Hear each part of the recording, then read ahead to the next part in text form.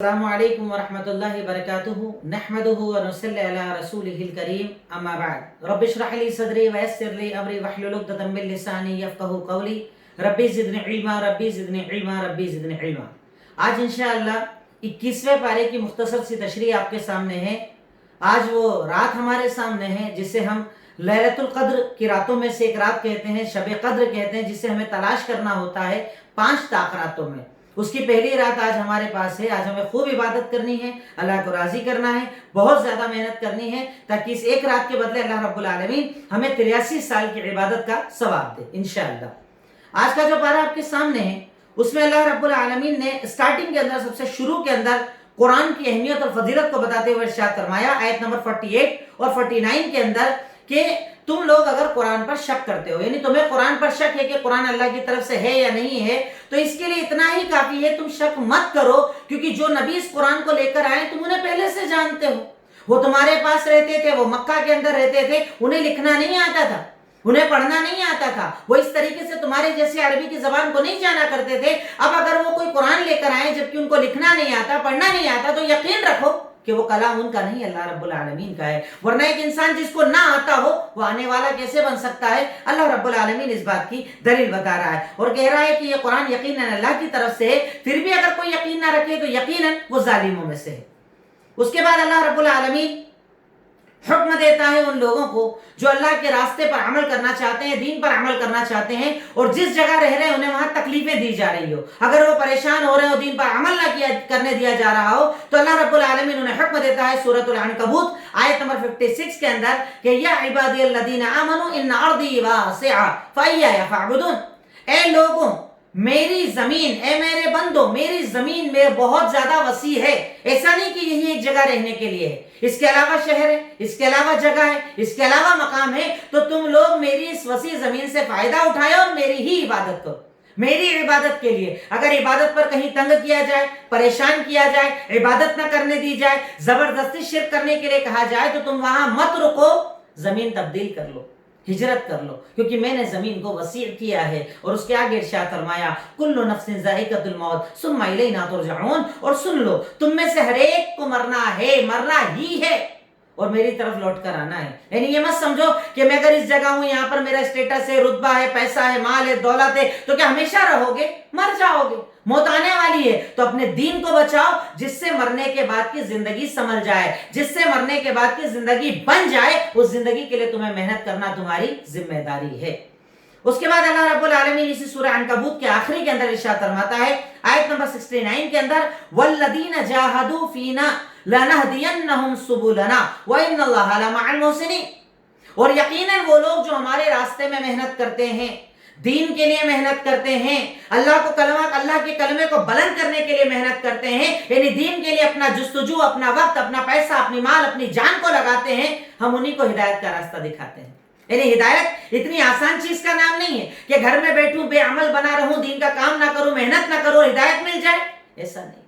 ہدایت کے لیے اللہ تعالیٰ کہتا ہے محنت کرنا پڑتی ہے، اور جو محنت کرتے ہیں ہم انہیں حق کا راستہ دکھاتے ہیں، ہدایت کا راستہ دکھاتے ہیں، اور اللہ تعالیٰ کہتا ہے کہ یقیناً اللہ رب العالمین محسنین کے ساتھ ہے، احسان کرنے والوں کے ساتھ ہے۔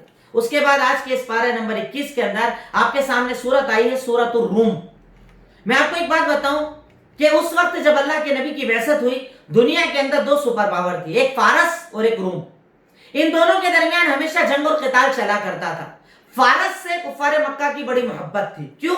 کفار مکہ بھی شرک اور کفر کرنے والے، فارس والے بھی آگ کی عبادت کرنے والے، اور روم والے حضرت عیسیٰ علیہ السلام کے ماننے والے تھے۔ وہاں کہیں نہ کہیں اہل کتاب تھے، کہیں نہ کہیں اسلام سے محبت پائی جاتی تھی، تو اس وجہ سے کفار مکہ کی شروع سے محبت فارس کے ساتھ تھی۔ کیوں؟ کیونکہ وہ ان جیسے تھے، اور مسلمانوں کی محبت روم کے ساتھ تھی کیونکہ وہ ان جیسے کہیں نہ کہیں اہل کتاب تھے، گرچہ پوری طرح نہ تھے پر اہل کتاب تھے۔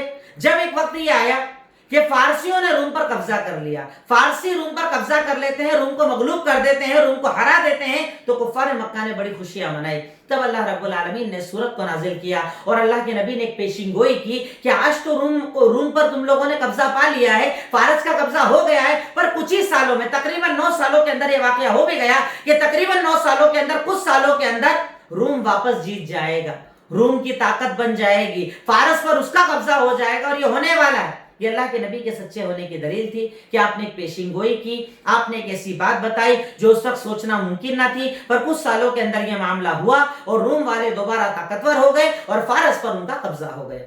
اس کے بعد اللہ رب العالمین نے سورت کے اندر اپنی طاقت قوت کا تذکرہ کیا، پھر توحید کا ذکر کیا، شرک کا ذکر کیا، شرک سے توبہ کرنے کا حکم دیا، اور اس کے بعد جب اللہ تعالیٰ اپنی توحید بتا چکا تو ارشاد فرمایا سورۃ الروم آیت نمبر 17، 18، 19 کے اندر ارشاد فرمایا فسبحان اللہ حین تمسون وحین تصبحون، تم اللہ کی تسبیح بیان کرو، اللہ کی تعریف بیان کرو، شام کرتے ہو تب بھی، صبح کرتے ہو تب بھی، اور سنو وہ ساری تعریفوں کا حقدار ہے آسمان اور زمین کے اندر، شام اور صبح کے اندر، کیونکہ وہ زندے سے مردے کو نکالتا ہے، مردے سے زندے کو نکالتا ہے، یعنی طاقت صرف اللہ رب العالمین کی، قدرت صرف اللہ رب العالمین کی ہے، اور اس کی نشانیوں میں سے ایک نشانی ہے کہ اس نے تمہیں مٹی سے بنایا ہے، اس کے بعد تمہیں انسان اور بشر بنایا ہے، یعنی اللہ رب العالمین ان آیتوں کے ذریعے اپنی قدرت کا تذکرہ کر رہا ہے، اپنی طاقت اور قوت کا تذکرہ کر رہا ہے۔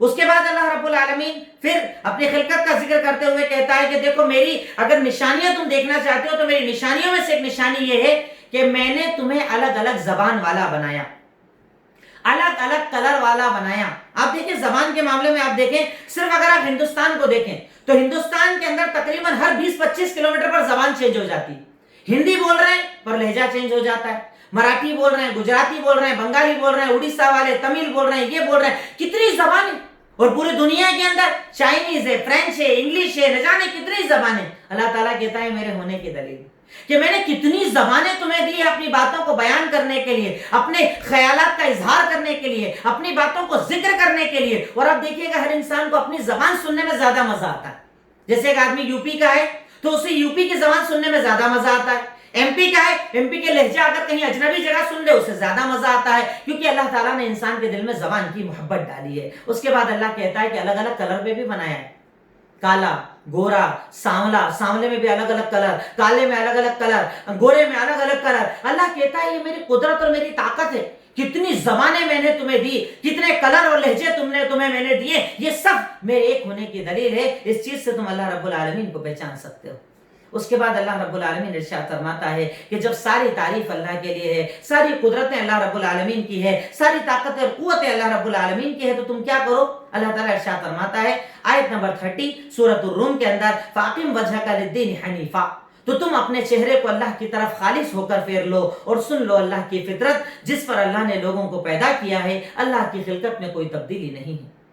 بعض حدیثوں کے اندر آتا ہے کہ جب کوئی بچہ پیدا ہوتا ہے تو وہ توحید کے اوپر پیدا ہوتا ہے، ایک اللہ کی عبادت پر پیدا ہوتا ہے۔ اب اس کے ماں باپ یہودی ہیں تو یہودی بناتے ہیں، نصارہ ہیں نصارہ بناتے ہیں، جو وہ ہوتے ہیں وہ بنا دیتے ہیں، پر فطرت میں اسلام ہوتا ہے، فطرت میں توحید ہوتی ہے، اور اسی وجہ سے جو لوگ ریورٹ ہوتے ہیں آپ ان سے پوچھئے وہ آپ کو بتائیں گے کہ ہمیں اندر سے سوال آتا تھا، ہمارے دل کے اندر سوال اٹھتا تھا توحید کو لے کر، ہمیں یہ سوال آتا تھا کہ اللہ تعالیٰ ایک ہے، بنانے والا ایک ہے، وہ کون ہے، سچا دین کون، سچا مذہب کون، ہم نے تلاش کیا، مسلمان ہو گئے۔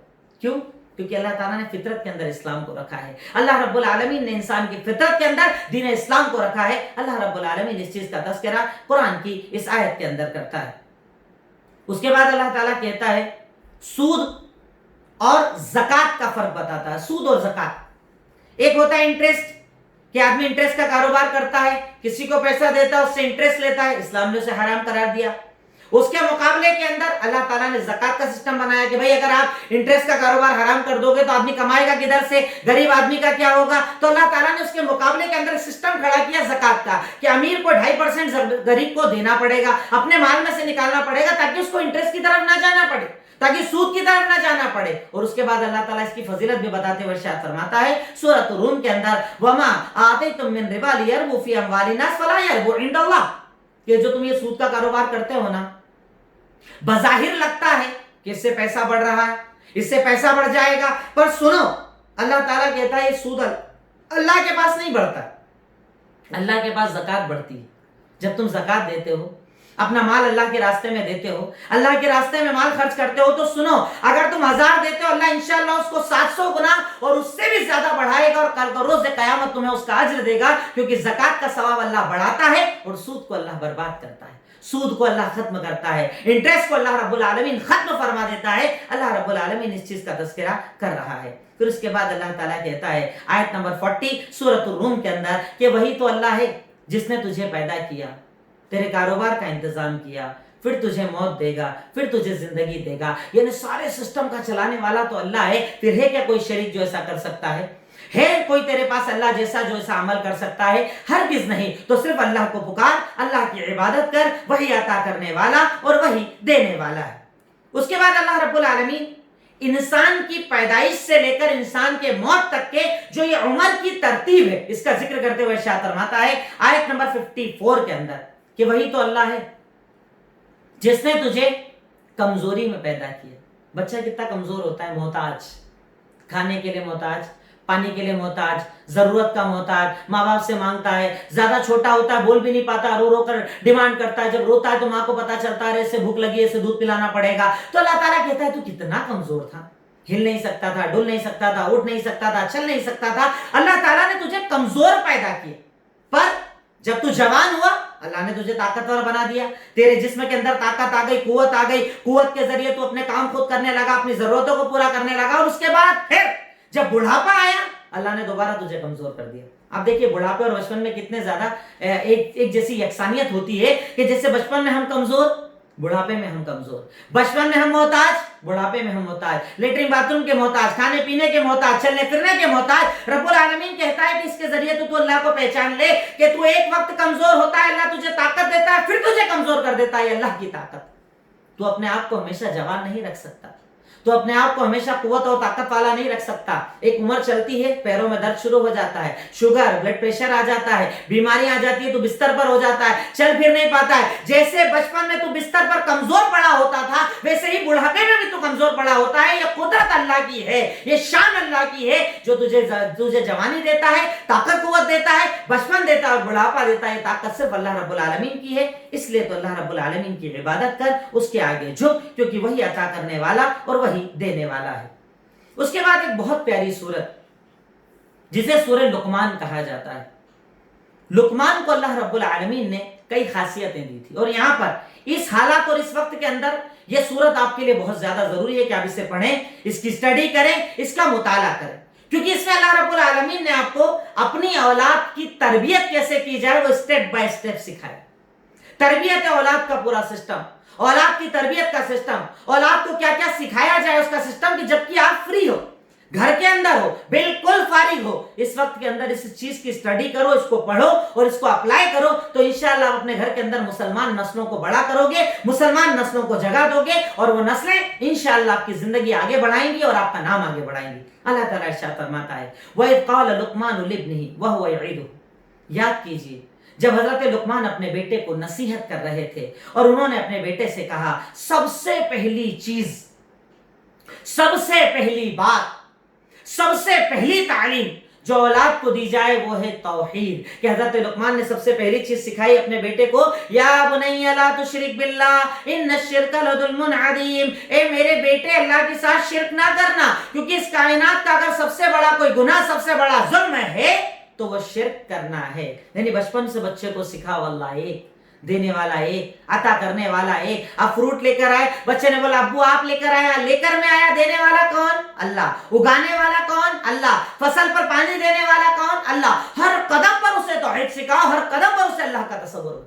اللہ تعالیٰ ایک، وہی عطا کرنے والا، وہی دینے والا۔ اے میرے بیٹے جب تو بڑا ہو جا، تیرا کاروبار نہ چلے اللہ کو پکارنا، پریشانی آئے اللہ کو پکارنا، دشمن گھیر لے اللہ کو پکارنا، وہی عطا کرنے والا وہی دینے والا ہے۔ یعنی بچپن سے اس کے خون کے اندر توحید کو چلانا ایک ماں باپ کی ذمہ داری ہوتی ہے۔ ماں باپ کا پہلا فرض ہوتا ہے کہ اولاد کی تربیت کا فرسٹ اسٹیپ یہ لیا جائے کہ پہلے اسے توحید سکھائی جائے، اللہ تعالیٰ کا تصور اس کے دل کے اندر ڈالا جائے۔ دوسری چیز، جب اسے آپ نے اللہ بتا دیا، جب اس کو آپ نے اللہ کی اہمیت بتا دی، تو اب سیکنڈ نمبر پر بتائیں وَوَصَّيْنَا الْإِنسَانَ بِوَالِدَيْهِ حَمَلَتْهُ أُمُّهُ وَهْنًا عَلَى وَهْنٍ وَفِصَالُهُ فِي عَامَيْنِ أَنِ اشْكُرْ لِي وَلِوَالِدَيْكَ إِلَيَّ الْمَصِيرُ۔ آیت نمبر 12 سے لے کر آیت نمبر 19 تک تربیت اولاد کا پورا ٹاپک آپ کے سامنے چل رہا ہے۔ ایسا لگ رہا ہے اللہ رب العالمین آپ کو باقاعدہ ایک ٹاپک سکھا رہا ہے بٹھا کر۔ اللہ کہہ رہا ہے فرسٹ اسٹیپ پر اللہ کا حق بتا دو، اللہ کا حق بتا دیا، اب اولاد کو ماں باپ کا حق بتاؤ۔ کیا بتاؤ؟ سب سے پہلے بتاؤ کہ اپنی والدہ کے ساتھ اچھا سلوک کر۔ تیری والدہ نے تجھے پیدا کیا، تجھے اٹھا کر چلنا بھی مشکل تھا، تجھے پیدا کرنا بھی مشکل تھا۔ احساس کب ہوتا ہے اس کا؟ جب آپ کی شادی ہوتی ہے، آپ کی بیگم آتی ہے، وہ پریگننٹ ہوتی ہیں، تب احساس ہوتا ہے۔ بیوی جب بولتی ہے نا، ارے میں کھا نہیں پا رہی ہوں، کچھ اچھا نہیں لگ رہا ہے، سو نہیں پا رہی ہوں، ایسیڈیٹی ہو رہی ہے، پیٹ میں درد ہو رہا ہے، لیٹ نہیں پا رہی ہوں، چل نہیں پا رہی ہوں، کپڑے نہیں آ رہے، تب آپ کو احساس ہونا چاہیے کہ سیم یہی تکلیف میری ماں نے مجھے پیدا کرنے کے اندر اٹھائی تھی، اور اس کے بعد جب بچہ پیدا کیا وہ درد کتنا بڑا تھا، وہ تکلیف کتنی بڑی تھی کہ میرے اور آپ کے نبی نے ارشاد فرمایا، ایک صحابی نے کہا کہ میں نے اپنی والدہ کو پیدل کندھے پر بٹھا کر پورا طواف، پورا عمرہ، سارا عمل کروا دیا، حج کروا دیا، میں نے حج پورا کر دیا۔ کہا بھی تو نے اس چیخ کا حق بھی ادا نہیں کیا، تیرے پیدا ہوتے وقت جو وہ چلا رہی تھی نا، ایک چیخ کا تو نے حق ادا نہیں کیا، تیری ماں کا تجھ پر اتنا بڑا حق ہے۔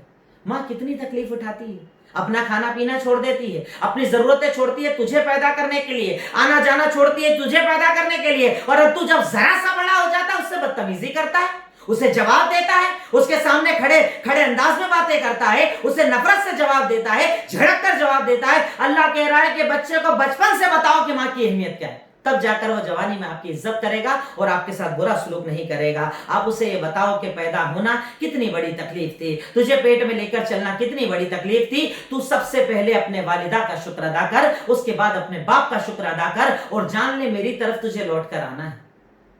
شکریہ ادا کر ماں کا، شکریہ ادا کر باپ کا، کہ جنہوں نے تجھے پیدا کیا، تجھے بڑا کیا، تیری تربیت کی، تجھے تعلیم دی، تجھے اس قابل بنایا کہ آج تو کاروبار چلاتا ہے۔ اس کے لیے اپنے ماں باپ کا شکریہ ادا کر۔ اور سن، ماں باپ مسلمان ہو تب تو ٹھیک ہے، اگر کافر ہو، اس صورت کے اندر بھی شریعت نے ہمیں بتایا وَإِن جَاهَدَاكَ عَلَىٰ أَن تُشْرِكَ مَا لَيْسَ لَكَ بِهِ عِلْمٌ فَلَا تُطِعْهُمَا، کہ اگر وہ شرک کی تعلیم دے ان کی اطاعت مت کر، لیکن وَصَاحِبْهُمَا فِي الدُّنْيَا مَعْرُوفًا، پر دنیا میں اچھا سلوک کر، دنیا میں خیال رکھ، دنیا میں حق ادا کر۔ یعنی ماں باپ اگر کافر اور مشرک بھی ہوں تو اسلام ہمیں حکم دیتا ہے کہ ان کا حق ادا کیا جائے، ان کے ساتھ اچھا سلوک کیا جائے، اور یہ چیز ہمیں اپنی اولاد کو سکھانا ہوگی، یہ چیز ہمیں اپنے بچوں کو بچپن میں بتانا ہوگی، ورنہ جوانی میں جب آپ نے زندگی بھر تو محنت نہیں کی، دین نہیں سکھایا، پڑھایا نہیں، اب جب بچہ نافرمان ہو جائے، مولوی صاحب آپ کی دعوت ہے، گھر کھانا کھانے آئیے، ٹھیک ہے صاحب کھانا کھانے آنا ہے، پر تھوڑی پہلے ہم اپنے بچوں کو بٹھائیں گے، ذرا ماں باپ کے حقوق بتا دینا، یہ کام تیرا تھا، یہ تیری ذمہ داری تھی کہ تجھے بچپن کے اندر ادا کرنا تھی۔ اب تو نے جب چھوٹے بچے پر ادا نہیں کی، اب بڑا ہو گیا، اب کیا فرق پڑنے والا؟ کوئی فرق پڑنے والا نہیں۔ اس کے بعد اللہ تعالیٰ کہتا ہے وَاتَّبِعْ سَبِيلَ مَنْ أَنَابَ إِلَيَّ، اور ان لوگوں کے راستے پر چل جو میری طرف لوٹتے ہیں، یعنی اچھے لوگوں کو دیکھ، ان کو اپنا اسوہ اور نمونہ بنا۔ اور اس کے آگے ارشاد فرمایا سن، میری طرف تجھے لوٹ کر آنا ہے، اور اس کے بعد اللہ تجھے خبر دے گا تو نے عمل کیا کیا۔ اب سب سے پہلے اللہ کا حق بتا دیا، توحید شرک بتا دیا، ماں باپ کا حق بتا دیا، اس کے بعد اسے اللہ کی عظمت بتاؤ۔ آج جو ہوتا ہے نا، کئی لوگ پریشان ہیں، ہمارے بچے کہیں نیٹ یوز نہ کر لیں، ہمارے بچے غلط چیز نہ دیکھ لیں، ہمارے بچے یہ نہ کر لیں، وہ نہ کر لیں، لڑکی بھاگ نہ جائے، لڑکا بھاگ نہ جائے، غلط جگہ شادی نکاح نہ کر لیں۔ اللہ تعالیٰ کہہ رہا ہے کہ اولاد کی تربیت کا یہ سسٹم ہے کہ اولاد کو یہ بتاؤ کہ یا بنیا انہا ان تکن مثقال حبۃ من خردل فتکن فی صخرۃ او فی السماوات او فی الارض یاتی بها اللہ ان اللہ لطیف خبیر۔ نہیں میرے بچے سن، اگر تو کوئی گناہ کر لے اور اپنے گناہ کو زمین میں دھسا دے، سمندر میں بہا دے، پہاڑوں میں چھپا دے، اللہ تیرے ہر گناہ کو تیرے سامنے لانے کی طاقت رکھتا ہے۔ اللہ سے تیرا کوئی گناہ چھپا ہوا نہیں، اللہ تیرا ہر گناہ جانتا ہے، اللہ تیرا ہر حرام جانتا ہے، اندھیرے کا عمل جانتا ہے، اجالے کا عمل جانتا ہے، ماں باپ کے سامنے کا عمل جانتا ہے، پیٹ پیچھے چھپا کر کیا گیا عمل جانتا ہے، اسکول کالج کا عمل جانتا ہے، گھر کا عمل جانتا ہے۔ اللہ سے تیرا کوئی عمل چھپا ہوا نہیں۔ تو ہمیں مت دیکھ، اللہ رب العالمین کو دیکھ، اس کی عظمت کو دیکھ، اس کی قدرت کو دیکھ، اس کی طاقت کو دیکھ، اس کی بڑائی کبریائی کو دیکھ۔ اس سے تو کیا اپنا گناہ چھپا پائے گا؟ اس سے تو اپنا حرام چھپا پائے گا؟ اس کے سامنے تو کیا ظاہر کرے گا؟ جب اللہ رب العالمین تو سے سوال کرے گا تو کیسے اللہ کے سامنے اپنے عمل کو چھپائے گا؟ تو بچے کے دل میں بچپن سے اللہ کی عظمت کا احساس ڈالیے۔ اللہ بڑا ہے، طاقتور ہے، سمیع ہے، سننے والا ہے، بصیر ہے، دیکھنے والا ہے، علیم ہے، خبیر ہے۔ اس کے دل کے اندر اللہ تعالیٰ کا احساس ڈال دیجیے تو انشاءاللہ وہ گناہ سے دور ہو جائے گا۔ اس کے بعد جب آپ نے اللہ بتا دیا، اب اسے حکم دیجئے یا بنی اقیم الصلاۃ، اے بچے نماز قائم کر۔ اچھا کیسے بولو گے تو کرے گا؟ جا نماز پڑھ، چل نماز پڑھ، دونوں میں فرق۔ جا نماز پڑھ، پڑھ بھی لے نہ بھی پڑھے، چل نماز پڑھ، आप भी पढ़ो वो भी पढ़े इंशाअल्लाह। और आप देखिए ना, जिन घरों के अंदर नमाजों का मामूल होता है, छोटे छोटे बच्चे, छोटी छोटी बच्चियां जिन्हें कुछ पता नहीं होता है, वो भी माँ बाप को देखकर नमाज पढ़ने की एक्टिंग करते हैं। ये तरबियत का नतीजा होती है कि माँ बाप खुद भी करें। आप सिगरेट पियो और बच्चे को बोले सिगरेट मत पीना, दूर रहेगा। आप दारू पियो, बच्चे को बोलना शराब मत पीना। आप झूठ बोलो, बच्चे को बोलो झूठ मत बोलना। आप हराम कमाओ, बच्चे को बोलो हराम मत कमाना। अरे आप आइडियल और आप उसवा हो अपनी औलाद के लिए। अल्लाह कुरान के अंदर कह रहा है कि बच्चे को नमाज की तालीम दो, बच्चे को नमाजी बनाओ, खुद भी पढ़ो और उसे भी पढ़ाओ, तो इंशाअल्लाह बच्चा आपके साथ भी इबादत करेगा। और उसे क्या हुक्म दो? भलाई का हुक्म दे, बुराई से रोक। जो अच्छाई तुझे पता है लोगों को बता, जो बुराई तू जानता है लोगों को रोक। ये औलाद की तरबियत का एक स्टेप है कि उसे उसका फर्ज बताया जाए कि अल्लाह ने अगर तुझे दुनिया में भेजा है, अल्लाह ने खाना पानी दिया है, अल्लाह ने जिस्म दिया है, तो इसका हक ये है कि हम लोगों को भलाई का हुक्म दें और बुराई से रोकें। अगर हम ये अमल करेंगे तो अल्लाह हमसे राजी होगा, और अगर नहीं करेंगे अल्लाह हमसे नाराज हो जाएगा। उसके बाद उससे कहिए वस्बिर अला मा असाबक, सब्र की तालीम दीजिए। आज हमारी औलादे बड़ी बेसब्री, जरा सी नेमत ना मिले बेसब्रे हो जाते हैं। नेट तो चाहिए ही चाहिए, मोबाइल तो चाहिए ही चाहिए, बर्गर खाएंगे, पिज्जा खाएंगे, यहाँ जाएंगे, इस जगह आज खाना खाना, उस जगह खाना खाना। और अजीब ताज्जुब होता है उन बेवकूफ माँ बाप के ऊपर जो अपनी औलाद की हर जायज नाजायज सारी जिद्दों को पूरा करते हैं, और उसके बाद क्या बोलते हैं? एक ही तो है, एक ही तो है। अरे तो क्या उससे बिगाड़ दोगे? और फिर यही एक ही, जब आप बूढ़े होते हो ना और जब आपको गालियां देता है ना, तब सोचते हो काश इसे बचपन के अंदर सब्र भी सिखाया होता, कम पर गुजारा करना भी सिखाया होता, कभी दिया भी होता, कभी रोका भी होता। देखिए, हर वक्त बच्चों की जिद पूरा करना सही नहीं होता है। कभी दीजिए भी, कभी रोकिए भी, ताकि उसे रुकने की भी आदत मिले। वरना बचपन से अगर देने की आदत बनाओगे और एक वक्त आने पर नहीं दोगे, तभी तो वो नाफरमान होता है, तभी तो वो चोरियां करता है, तभी तो वो घर छोड़कर भागता है, तभी तो वो आपके खिलाफ हो जाता है, तभी तो वो आपको बुरा समझता है, तभी तो वो आपके अलावा दूसरों को अपना आइडियल बनाता है। कब? जब आप बचपन से उसे सिर्फ हाँ की आदत बनाते हो, ना की भी आदत बनाओ। वस्बिर अला मा असाबक, उसे ये बताओ जो तकलीफ आए बेटा उस पर सब्र करना, कम पर भी गुजारा करना, ज्यादा पर अल्लाह का शुक्र अदा करना। अल्लाह दे तो भी अल्हम्दुलिल्लाह, ना दे तो भी अल्हम्दुलिल्लाह। सब्र सिखाओ बच्चों को। ये बच्चों की तरबियत का एक स्टेप है, ये बच्चों की तरबियत का एक जिम्मेदारी वाला हिस्सा और पार्ट है जो आपके ऊपर फर्ज है। उसके बाद अल्लाह ताला कहता है जब आपने ये सिखा दिया, अब उसे अखलाक सिखाओ, मॉरल्स, मॉरल वैल्यूज। उसे ये बताओ, ए मेरे बच्चे, किसी को देखकर चेहरा मत बनाना। होता है ना हमारे में, तो कई घरों के अंदर मैंने चीजें देखी है, अचानक कोई गेस्ट आ जाए, बच्चों के मुंह बन जाते हैं, कमरे में से निकल जाते हैं, हॉल में से बेडरूम में चले जाते हैं। क्या आपने औलाद की तरबियत की है?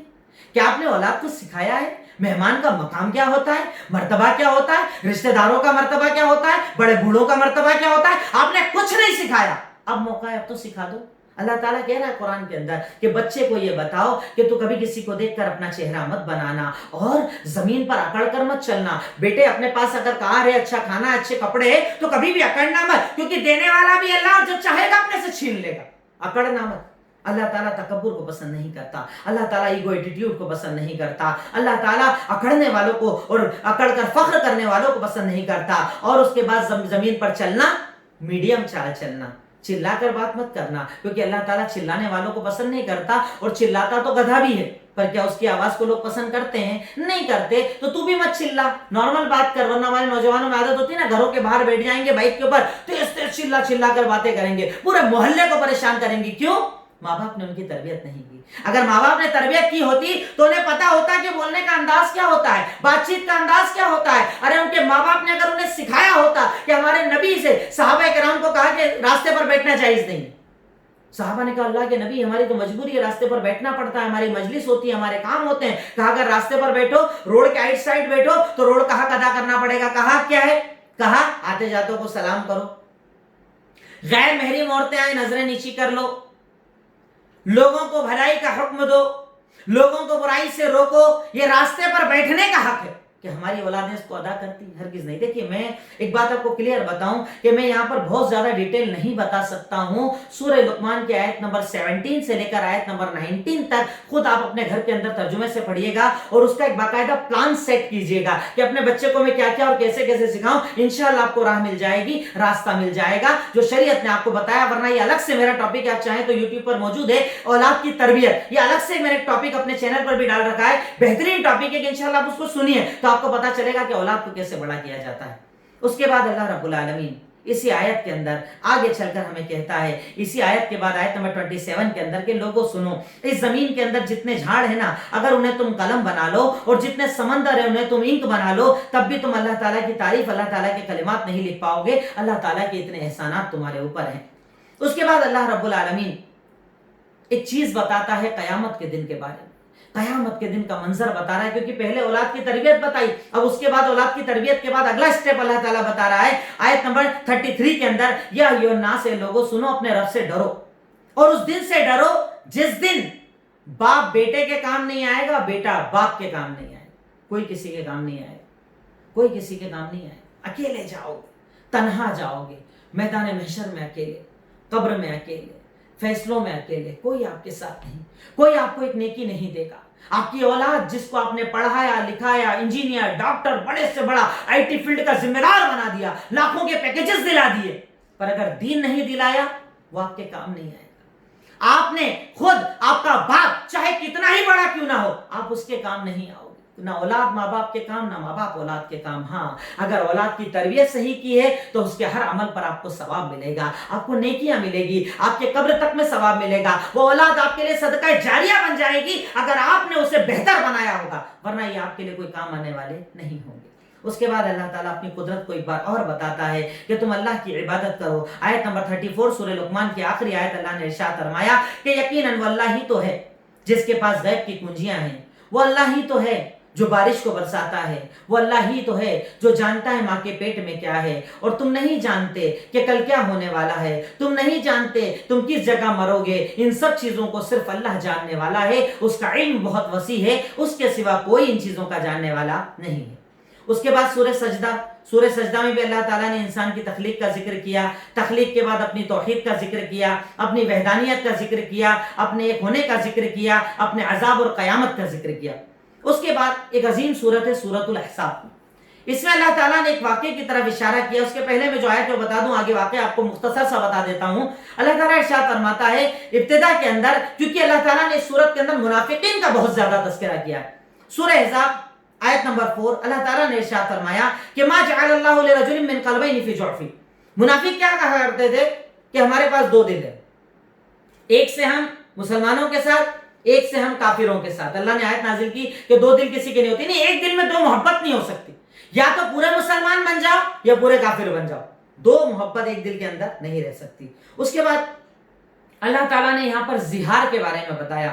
زہار ایک عمل ہے جس کا تذکرہ میں آگے سورہ مجادلہ کے اندر آپ کے سامنے کر دوں گا، پر ایک اہم چیز جو اللہ نے یہاں پر بتائی کہ کوئی انسان اگر کسی بچے کو پالتا ہے، اس کو اپنا نام نہیں دے سکتا ہے، وہ اس کے باپ کے نام سے ہی پکارا جائے گا۔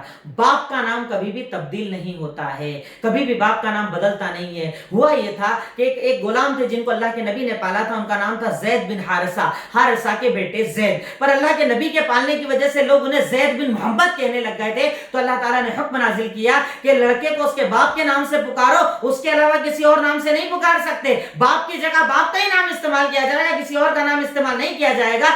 ایسا استعمال کرنا غلط ہے، ایسا مت کرو۔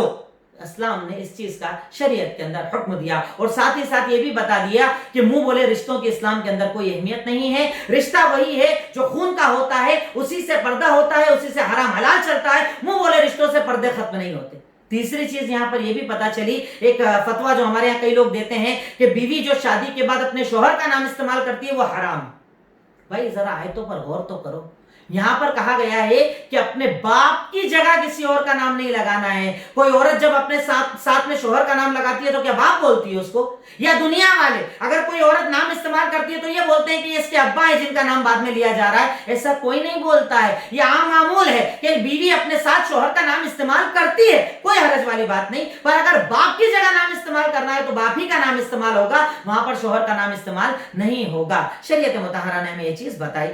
اس کے بعد اللہ تعالیٰ ہمیں کہہ رہا ہے آگے آیت کے اندر، یا آیت نمبر 6 کے اندر، النبی اولیٰ بالمؤمنین من انفسہم وازواجہ امہاتہم، کہ اے لوگو سنو، تمہارے لیے اللہ کے نبی کی جو شان ہے نا وہ اپنی جان سے زیادہ قیمتی ہونا چاہیے، اور ان کی جو بیویاں ہیں وہ امہات المؤمنین ہیں، ازواج مطہرات ہیں، مومنوں کی مائیں ہیں، یعنی ان کا مقام اور مرتبہ اللہ رب العالمین نے بہت زیادہ اوپر رکھا ہے۔ اب اس کے بعد جو واقعہ میں آپ کو بتا رہا تھا، سورۃ الاحزاب، غزوہ احزاب سن 5 ہجری کے اندر ایک غزوہ ہوا تھا جس کی طرف اس صورت کے اندر اشارہ ہے کہ مکہ کے جتنے کفار تھے وہ ادھر سے اندر سے یہودی، پیچھے سے جتنے قبیلے آس پاس رہتے تھے وہ سب، ان سب نے مل کر ایک ساتھ مدینہ پر چڑھائی کرنے کا فیصلہ کیا۔ 5000 کی ان کی تعداد تھی، سارے قافلے ایک ساتھ مل کر آئے۔ ادھر اللہ کے نبی کو جب اطلاع ہوئی، اس کی تفصیل میں اپنی سیرت النبی کی کلاس کے اندر بتاؤں گا، آپ اس کو تفصیل سے سن سکتے ہیں، یہاں میں صرف اشارہ کر رہا ہوں کہ جب یہ لوگ حملہ کرنے کا ارادہ بناتے ہیں، ادھر اللہ کے نبی کو پتا چلتا ہے، آپ صحابہ سے مشورہ کرتے ہیں، مشورے کے تحت پورے مدینے کے آس پاس ایک خندق کھود دی جاتی ہے۔ اسی لیے اس غزوے کو غزوۃ الاحزاب بھی کہا جاتا ہے اور غزوہ خندق بھی کہا جاتا ہے۔ آپ نے باقاعدہ خندق کھودی، یہ لوگ آئے، حملہ نہ کر سکے، اللہ نے ٹھنڈی ہوا بھیجی اور انہیں مجبوری کے اندر پلٹ کر جانا پڑا۔ یہ غزوہ نہیں ہوا تھا، ہو نہیں پایا تھا، یہ لوٹ گئے تھے، خائب اور خاسر ہو کر اللہ نے ان کو لوٹا دیا تھا، پر اللہ نے اس غزوے کا تذکرہ کیا۔ بھوکمری کا عالم تھا، صحابہ اکرام کے پاس کھانا پانی کی موجود نہیں تھا، انتہائی زیادہ غربت کا عالم تھا، اور اس عالم کے اندر ایک ساتھ دشمنوں کا مل کر حملہ کرنا، اللہ تعالیٰ پورا نقشہ کھینچتا ہے۔ آیت نمبر 9 اور آیت نمبر 10 کے اندر اللہ تعالیٰ ارشاد فرماتا ہے، یا ایھا الذین آمنوا اذکروا نعمت اللہ علیکم اذ جاءتکم جنود فارسلنا علیہم ریحا وجنودا لم تروها۔ اے مومنو، یاد کرو اس دن کو جب سارے لشکر جمع ہو کر تم پر آ گئے تھے، پر ہم نے تمہاری مدد کے لیے ٹھنڈی ہوا کو بھیجا تھا اور ایسے لشکر کو بھیجا تھا جن کو دیکھ نہیں پا رہے تھے، یعنی فرشتوں کو نازل کیا تھا۔ اللہ تعالیٰ کہتا ہے جب وہ اوپر سے آ گئے، نیچے سے آ گئے، جب ڈر کے مارے تمہاری آنکھیں پتھرا گئی، جب تمہارے کلیجے نکل کر حلق کو آ گئے اور تم لوگ عجیب سے گمان کے اندر آ گئے، تب اللہ نے مسلمانوں کو آزمایا تھا، بہت زیادہ آزمائش ہوئی تھی، کیونکہ اللہ تعالیٰ اس غزوے کے ذریعے مومنوں اور منافقوں کے درمیان فرق کروانا چاہتا تھا۔ مومن وہ جو ان حالات کے اندر بھی اللہ کے نبی کا سپورٹ کرے، اور منافق وہ جو مسلمانوں کو ڈرائے کہ تعداد بہت زیادہ، جو آج ہمارے اندر ہوتے ہیں نا، اور اب تو حالات بہت بگڑ گئے ہیں، اب تو داڑھی رکھنا چھوڑ دو، اب تو برقع کروانا چھوڑ دو، اب تو مسجد اور نماز کی باتیں چھوڑ دو، اب تو ایسا ہوگا، اب تو ویسا ہوگا۔ اللہ کہتا ہے ایسے حالات بنا کر میں مومن اور منافق کو الگ الگ کر دیتا ہوں۔ مومن کون، منافق کون؟ کہ مومن کو جب یہ کہا جاتا ہے، اللہ تعالیٰ کہتا ہے آیت نمبر 21 کے اندر، آیت نمبر 22 کے اندر کہتا ہے، اور اس کے علاوہ آیتوں کے اندر اللہ تعالیٰ کہتا ہے کہ جب کفار مکہ نے یہ آ کر کہا، منافقین نے آ کر کہا کہ ان الناس قد جمعوا لکم، بہت سارے لوگ جمع ہو کر آ گئے ہیں، ڈرانے کے لیے آئے، تو انہوں نے کہا ہمارا ایمان اور بڑھ گیا، حسبنا اللہ و نعم الوکیل، ہمارا اللہ ہمارے لیے کافی ہے اور وہ بہترین کارساز ہے۔ یعنی منافق ان کو ڈرا رہے تھے کہ بہت سارے جمع ہو کر آ گئے ہیں، حملہ ہو جائے گا، مار دیے جاؤ گے، ختم کر دیے جاؤ گے، اور مومن بول رہے ہیں حسبنا اللہ و نعم الوکیل، ہمارا اللہ ہمارے ساتھ ہے، وہ کافی ہے، وہ بہترین کارساز ہے، اور جب وہ کسی کے لیے کرنے آ جائے تو اس قوم کو کوئی مٹا نہیں سکتا۔ آج اس غزوۃ الاحزاب کو پڑھنے، سیکھنے، سمجھنے کی ضرورت ہے کہ ہم اس چیز کو پڑھیں، اپنی زندگی کے اندر داخل کریں، اپنی زندگی کے اندر لے کر آئیں، کیونکہ اللہ رب العالمین نے اس کے اندر بہت ساری نشانیاں رکھی ہے۔ اسی غزوے کے بعد تقریباً آپ کی 9 بیویاں آپ کے ساتھ رہتی تھی۔ اس کے بعد آج کے پارے کے اینڈ میں اللہ تعالیٰ نے اس واقعے کا بھی ذکر کیا کہ جب آپ کے ازواج مطہرات سب ایک ساتھ آپ سے ایک ڈیمانڈ کرتی ہیں کہ اللہ کے نبی خرچہ بہت کم پڑ رہا ہے، ذرا خرچہ بڑھا دیجئے، گھر خرچہ بڑھا دیجئے۔ اب اللہ کے نبی کی اس وقت تک زیادہ طاقت نہیں تھی، زیادہ مال نہیں تھا، تو اللہ تعالیٰ نے قرآن میں آیت نازل کی کہ ازواج مطہرات سنیے، اللہ کے نبی کو کہا کہ ان کو بیٹھا دیجئے۔ آپ نے کیا کیا، 1 مہینے اپنی بیویوں سے دور ہو گئے۔ جب انہوں نے کہا نا خرچہ بڑھائیے تو آپ بڑے غمگین ہو گئے، 1 مہینے کے لیے بیویوں سے دور ہو گئے۔ جتنے صحابہ کرام جن کی بیٹیاں، حضرت ابوبکر اپنی بیٹی کو ڈانٹنے لگے، عمر اپنی بیٹی کو ڈانٹنے لگے، اللہ نے قرآن میں آیت نازل کی کہ اب سب کو ایک ساتھ بٹھاؤ اور یہ سمجھاؤ کہ سنو اے بیویوں، اگر دنیا چاہیے میں تمہیں چھوڑ دیتا ہوں، کوئی دقت نہیں، طلاق دے دیتا ہوں، اگر میرے ساتھ رہنے چاہتے ہو تو یہی زندگی گزارنا ہوگی۔ پھر کے ازواج مطہرات نے آپ کے ساتھ کو اختیار کیا، اور وہ چیز جو ایک ہوتا ہے نا انسان، شیطانیت ہر انسان کے ساتھ ہوتی ہے، انہوں نے بھی ایک سوال کر لیا، اب ایک بیوی ہونے کے ناطے بول دیا خرچہ ذرا بڑھا دیجئے۔ اب اللہ کے نبی صلی اللہ علیہ وسلم کا چونکہ خود سے تو کوئی جواب دیتے نہیں تھے، اللہ تعالیٰ نے قرآن میں آیت نازل کر دی کہ اللہ کے نبی کا یہی مقام ہے، آپ کو اللہ تعالیٰ نے جتنا نوازا ہے اتنا ہی آپ عطا کریں گے، اتنے کے اندر آپ صبر کیجئے۔ اللہ رب العالمین نے اس کا تذکرہ کیا ہے۔ میں پھر آپ کو بتا دوں کہ غزوہ احزاب کو میں نے بہت جلدی میں بتایا ہے، کیونکہ یہاں میرا مقصد قرآن کی آیتوں پر اشارہ کرنا، نہ کہ واقعات بتانا ہے۔ اگر آپ چاہیں تو سیرت النبی کی میری کلاس چل رہی ہے کنٹینیو، اس کے انشاءاللہ 3 یا 4 درس کے بعد غزوہ احزاب کو آپ پوری ڈیٹیل کے اندر انشاءاللہ اسی چینل کے اوپر دیکھ سکتے ہیں۔ آخر میں اللہ تعالیٰ سے میں دعا کروں گا، اے اللہ رب العالمین تو ہمیں قرآن کو سننے سے زیادہ عمل کرنے کی توفیق عطا فرما، اے اللہ اس کی آیتوں پر جھک کر عمل کرنے کی توفیق عطا فرما، اے اللہ آج کی رات اور آج کے بعد جتنی راتیں آنے آنے والی اس عشرے کے اندر سب راتوں میں جاگ کر ہمیں عبادت کرنے کی توفیق عطا فرما. اے اللہ ہمارے گناہوں کو معاف فرما, ہماری خطا اور لغزشوں کو معاف فرما. اے اللہ اس بیماری کا ہمارے اس ملک سے پوری دنیا سے خاتمہ فرما دے. وآخر دعوانا الحمدللہ رب العالمین. السلام علیکم ورحمۃ اللہ وبرکاتہ.